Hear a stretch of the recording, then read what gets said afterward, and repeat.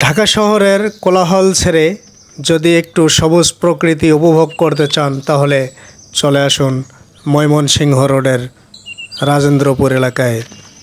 এটি হতে পারে আপনার জন্য প্রিয় একটি সঙ্গী।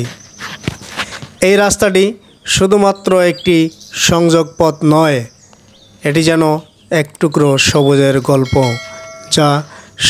যা দুটি শহরকে সুতোয় গেঁথে রাখে।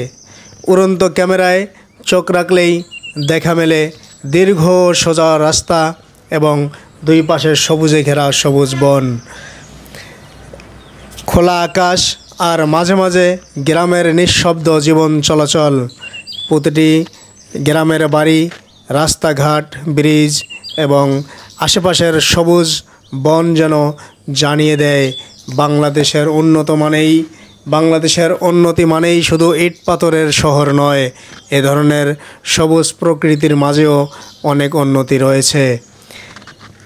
এই রোড দিয়ে প্রতিদিন হাজারো মানুষের যাতায়াত রয়েছে, শ্রমিক, শিক্ষার্থী, ব্যবসায়ী কিংবা ভ্রমণ পিপাসী মানুষের।